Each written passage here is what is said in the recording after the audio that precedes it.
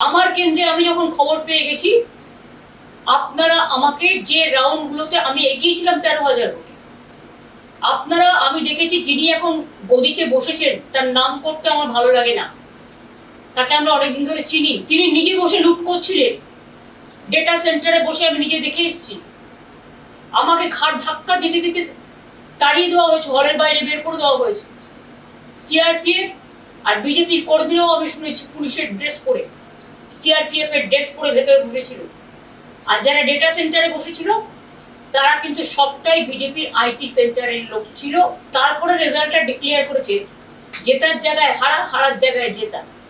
এই পাশাটাই উল্টেছে প্রায় 150 সিটে, এবং সেটা না হলে আমরা 220 থেকে 230টা সিট পেতাম। আজকে রক্ষক হয়ে গেছে ভক্ষক। আমিও এতদিন প্রশাসন চালিয়ে এসেছি, আমি কোনোদিন প্রশাসনে যারা পুলিশের উর্দি পরে অনেক কাজ করে তাদের প্রতি আমার শ্রদ্ধা আছে।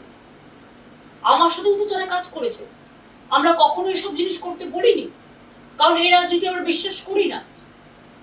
যার জন্য 2011-তে পরিবর্তন হওয়ার পরে আমরা রবীন্দ্রসঙ্গীত বাজাতে বলেছিলাম, নজরুল সঙ্গীত বাজাতে বলেছিলাম, আর এবারে তো রবীন্দ্র জয়ন্তীটাই পালন হলো না।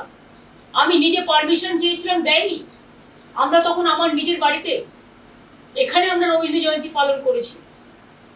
আজকে এমন অবস্থা, একটা মিটিং করতে পারমিশন দেওয়া হচ্ছে না। প্রতিদিন আমাদের নির্বাচিত কাউন্সিলরদের অ্যারেস্ট করা হচ্ছে, মিউনিসিপ্যালিটি কাউন্সিলরদের অ্যারেস্ট করা হচ্ছে।